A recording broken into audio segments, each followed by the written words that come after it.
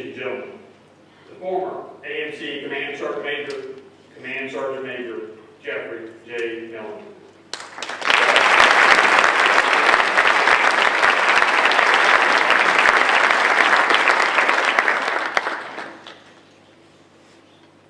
Hope you brought lunch.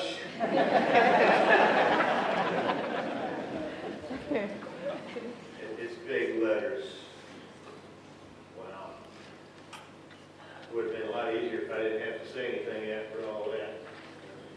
But I do, so we'll get on with it. Tell that buddy, Colonel Roche, United States Air Force, Special Operator, retired. General By, that's Linda. And contrary to Sergeant Major McCarn's remarks last night, we all still really believe that she was a doctor. So we'll just, I might as well stay in good too. Mr. Nerger, I know you're sitting there. You are. General Weiss, Niece, General Bunch, General Warden, General Turner, Senator Holtzclaw, officers, non-commissioned officers, soldiers, civilians, and in particular the AMC team of commanders and sergeants major, officers and non-commissioned officers, soldiers and civilians, PhDs, PFCs. Colonel Hamilton, so good to have you here today too, sir. And I hate to do it, but to steal a line from George Washington, upon fumbling for his glasses before delivering the Newburgh Address on March 15, 1783, gentlemen, you will permit me to put on my spectacles, for I have grown not only gray, but almost blind in the service of my country. And that's not quite true. My arms just keep shrinking. We all know it's impossible to mention every person that has helped us on our way, been there for us when we were faltering or staggering under a load, or pointed us in the right direction with words of kindness or encouragement, and on occasions added a few well-placed boots.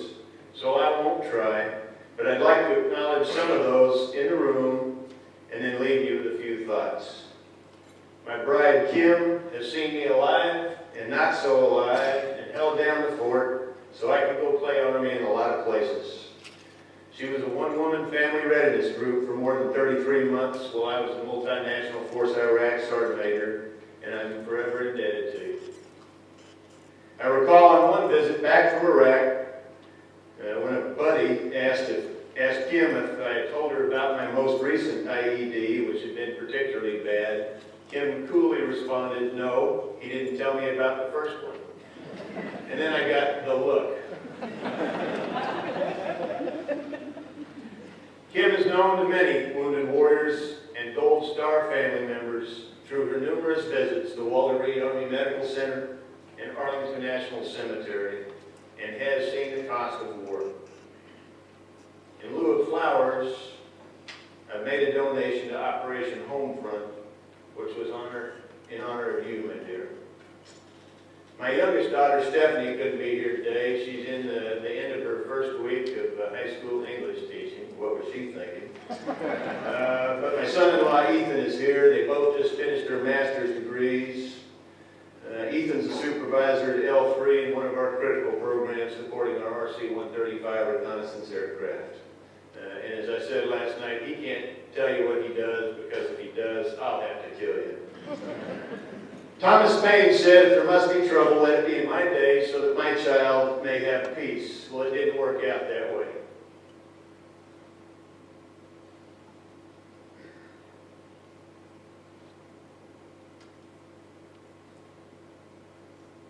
One of the first OIF casualties, a PFC Diego Rincon, an immigrant from Colombia, was a friend of Stephanie's. And because of his singular desire to become an American citizen, Congress passed a law making it easier for serving military members to become citizens in an expedited fashion. Lieutenant General retired Joe Inge, the guy that was able to pull me away from Alaska, where I was happily putting on my steel license plates, getting ready to go salmon fishing. Sir, I'm forever indebted for you taking me out, because that started my nominated sergeant major process, and we served together not only in the U.S. Army Japan, but again in the 1st Army, and That's where I was on 9/11 when those airplanes hit, and you know some of the rest of that story. And his son, Captain Joe Inns, that I've had the privilege of watching and serving with, and our last trip and together was there in first when he was serving in first cav in Iraq. Also here today is Charlie Maddox, our CASA Emeritus and the Director of the Civilian Marksmanship Program. Brigadier General Gary Connor, where are you hiding, sir? There you are. One of our wonderful and absolutely brilliant staff officers there in Iraq on the Multinational Force Iraq staff. Thanks for being here today, sir. Command Sergeant Major retired George Conrad and his wife Helen. I'll tell you, you've seen George Conrad's picture before, you just don't know it. If you think about a picture of a Huey helicopter hovering about 10 feet off the ground, got some guys on a skid, and they're up on a mountaintop. Well, the guy standing on the skid, getting ready to jump into combat, is PFC George D. Conrad, B Troop Person of the 9th Cav. Who Command Sergeant Major retired Mike Hall. Where are you hiding there, Mike? There he is. He's in incognito. Probably the longest serving Ranger, enlisted man that we've got. USASOC Sergeant Major, General Crystal Sergeant Major, came out of retirement to go take that position and did just a fabulous job. Thanks for being here today, Mike. Juanita, are you here? Okay, well, Juanita Jenkins was the first admin NCO I hired, and I hired again 2 more times, so I was hoping she could make it. Julian Kelman, are you hiding down here? See, a lot of people lost in traffic on Redstone. But I'll just tell you that when Julian Kelman was the 3rd Army RCENT Sergeant Major and I was the MNFI Sergeant Major, I happened to come down to Kuwait to talk to some units who were heading north, and it was the day when Secretary of Defense Rumsfeld got ambushed by the reporter that handed the question to the soldier that said, you know, what's the deal about this hillbilly armor? We've come a long way since then. Another very special person in the room, you saw that re-enlistment photo? That was Captain Robert J. Myers. He's now retired Colonel Robert J. Myers, and he'll be at my retirement in October. But the guy that signed me into that company, and the guy that about 8 months later wrote a letter of recommendation that was 6 paragraphs long, recommending me for promotion to PFC, sitting right over there, Rich Lateris. Cool. If you get up to D.C. and you get into the Smithsonian Museum, I tell you, go by the American History Museum and you'll see Rich and Mo's son Rob's uniform hanging there from when he got wounded in Afghanistan, and so glad that we could reconnect once again. Daniel Pope, I don't know if he made it, but he's one of those Charlie Company Rangers from Vietnam, and one of the guys that checked my morale the whole time I was in Iraq, just quietly being there for us. Chief Swanson, where are you at? Mark Swanson, please tell me you're not hiding in the back, not wanting to get up. But the guy that I was in that photograph with, standing around that gun turret and pointing and so forth, Chief Swanson, CW2 at the time, now a CW4, as I said last night, probably has saved more lives with a single invention than anybody else, and that was transparent glass on gun turrets. That was the guy that took broken windshields and put it up above that steel we were all using, and thought it was a good idea at a time that we were all, as leaders, trying to force gunners back down in the gun turret because they were getting killed. The #1 duty position for getting killed in Iraq at that time was the gunner, and it probably still is. Chief Swanson and a couple of his mechanics and welders came up with that idea, and you wouldn't think of putting a gun turret out now without glass. Sitting over here in the back is another family that I'm real proud of. Clyde Turner, one of my NCOs when I was a senior Army advisor to the Oregon National Guard.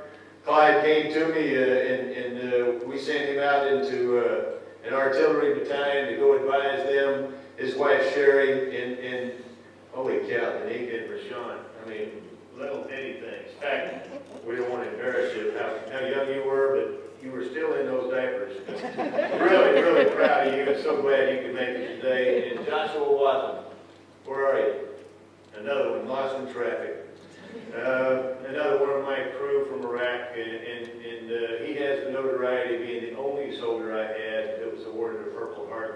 pursued. So that is a testament not only to tactics, techniques, procedures, and blind luck, but the equipment that AMC provided those soldiers on the battlefield. You might have picked up that my service is not about me, nor should it be. It's all about the soldiers, the Marines, and I see you, Toy Balloon, back there, so thanks for being here, because now I almost feel complete. Because those pictures of my brother, when he retired, he was the Sergeant Major 10 years ago, so thanks for being here. But those soldiers, Marines, airmen, sailors, civilians, and family members that I've been so privileged to serve so long and care for or lead. I was drafted in 1972, you know that. I got home from work one day and found a letter waiting from the President of the United States. Now, why would the President write to me? And how did he know me? But the letter read in part, "Greetings from the President of the United States. Your friends and neighbors have selected you to represent them in the armed forces," and you know the rest of that.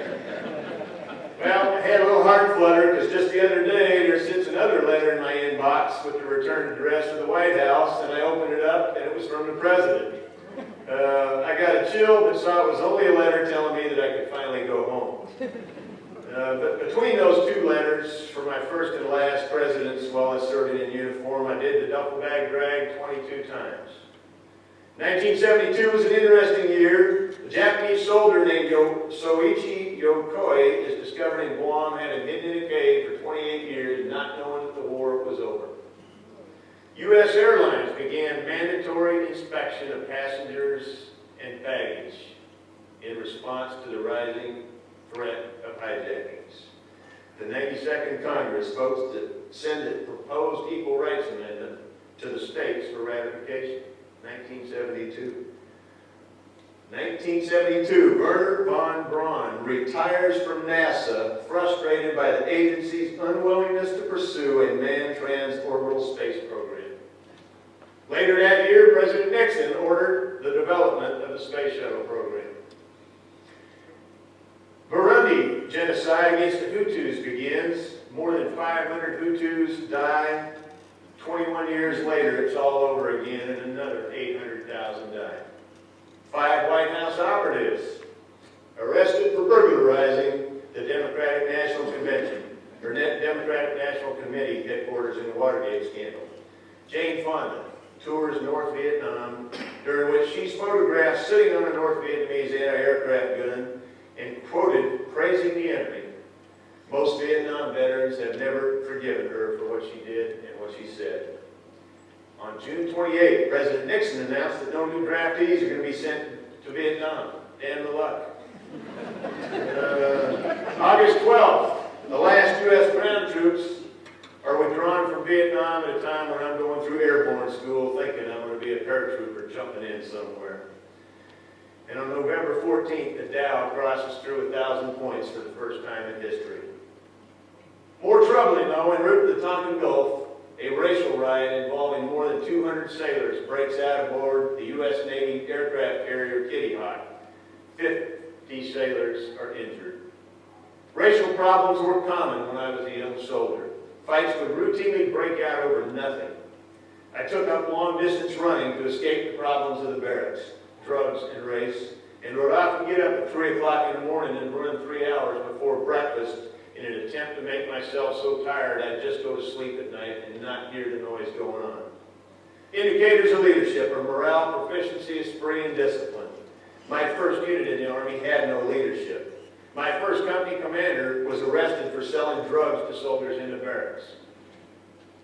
A new commander, Captain Robert J. Myers, was specifically picked by the Commanding General of U.S. Army Europe and 7th Army to command the unit and clean it up.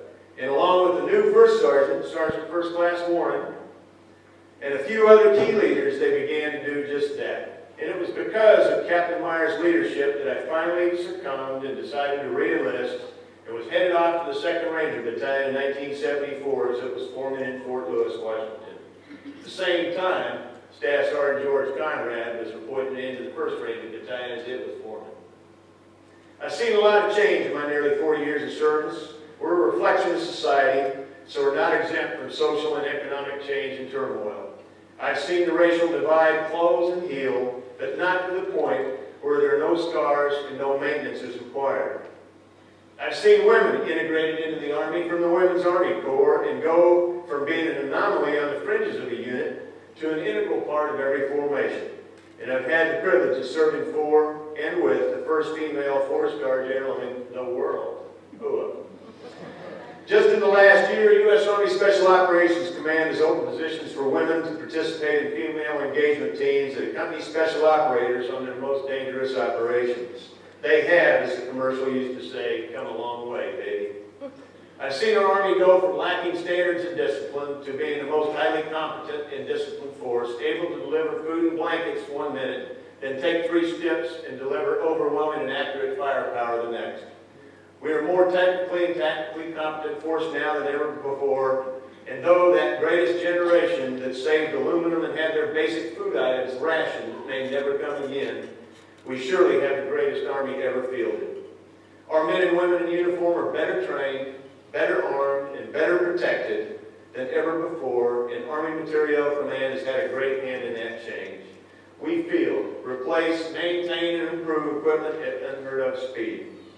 We've become the model for how to conduct contracting support. We ship vehicles, aircraft, troops, pieces and parts, as well as household goods and personal automobiles, literally across the globe, while in contact and under attack. We've exceeded the requirements for eliminating our chemical stockpiles and have done so safely. We are the standard bearers for industry in our depots and arsenals and have set the standard safety, the safety standards for the Department of Defense in all we do in our industrial base. No matter where our warriors are, they turn to the Army Materiel Command patch for all their needs. That, my friend, is trust and confidence. And due to our awesome AMC team and their continuous efforts to support the warfighter. In short, the Army Materiel Command sets the standards for how support for the warfighter should be. But we still have work. As more and more systems and programs come online, we will be better able to see ourselves and our equipment, manage resources more prudently, and better care for our workforce. We must manage resources and people better for our nation to manage it. I knew from my time in Iraq that AMC was a powerful and far-reaching organization, but I really had little idea just how breathtaking an organization it was. Shortly after I became the AMC Sergeant Major, I attended the How AMC Runs course. At the start of the week, students are asked to rate their knowledge of AMC from 1 to 10. I knew I didn't have a real good grasp of the depth and breadth of AMC, so I generously gave myself a 3. At the end of the week, I realistically gave myself a 2. I had realized that AMC was far more than Humvees, rifles, ammunition, night vision, and repair parts. And now, as a depart AMC after more than 3.5 years, I humbly score my knowledge at a 7. And it was people like Sergeant Major Otis Cuffey that helped me get to that 7. I've long believed that I owe a personal debt to those who have gone before me, and I hope I've proven worthy of the task. I'm a son of the American Revolution. I'm the son of a Marine, father to a Marine, brother to a Marine, and brother to a soldier, nephew to a World War II medic, and a World War II aviator, and a grandson of a veteran of both World War II in the Battle of the Bulge and World War I. Over the chapel doors of the U.S. Navy Academy is a simple Latin inscription, Non sibi sed patria, not for self, but for country. That's what I truly feel service must be about. Stephen Ambrose, in the book D-Day, wrote, Sergeant John Ellery, 16th Regiment, 1st Division, Easy Red sector of Omaha Beach, recalled, the first night in France, I spent in a ditch beside a hedgerow, wrapped in a damp shoulder hat and thoroughly exhausted.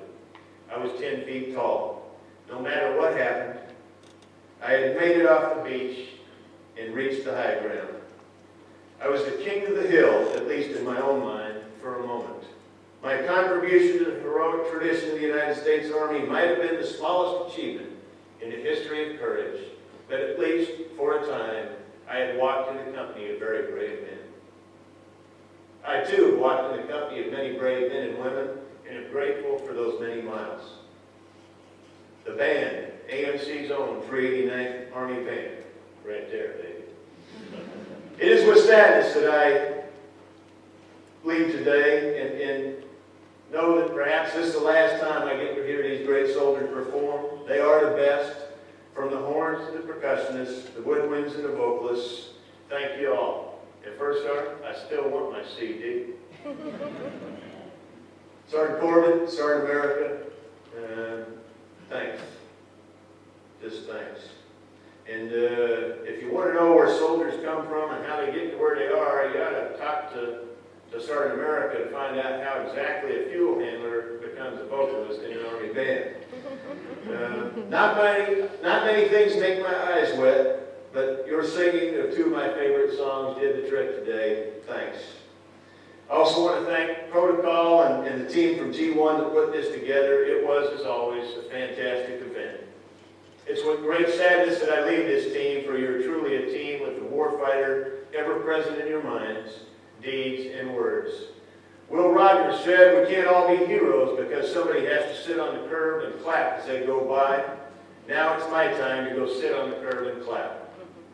We all wonder about the new person. What will they be like? Are they qualified? Do they know? Do they care? I can tell you that Ron Riley is more than qualified to be the 14th Army Materiel Command Sergeant Major. He's a decorated combat veteran, has experience in combat from Division Troop Forces Command, and has the heart and energy to continue to improve our AMC fighting position. He and his lovely bride, Melinda, will do great things for the AMC team. My time here is through, and I'm filled with both pride and sadness, and I am also very melancholy. I'd like to leave you, though, with a poem by Colonel Lewis Millett. Lewis Millett, Sr., passed in November of 2009, was awarded the Medal of Honor during the Korean War for leading the last major American bayonet charge. This is called the Soldier's Prayer. I fought where others feared to serve. I've gone where many failed to go. I've lost friends in war and strife who valued duty over the love of life. I've shared the comradeship of pain. I've searched these lands for men that we've lost. I've sons who served our land of liberty, who fight to see that other lands are free. I've seen the weak forsake humanity. I've seen fakers praise our enemy. I've seen challenged men stand even bolder. I've seen the duty, the honor, the sacrifice of the soldier. Now I understand the meaning of all lives, the lives of comrades of not so long ago. So to you who answered duty's siren call, may God bless you, my son, may God bless you all. Some of you know that AMC was my sixth last assignment, and the sixth time I told my family that I was retiring after an assignment. Well, I'm finally really coming home. Thank you all, and goodbye.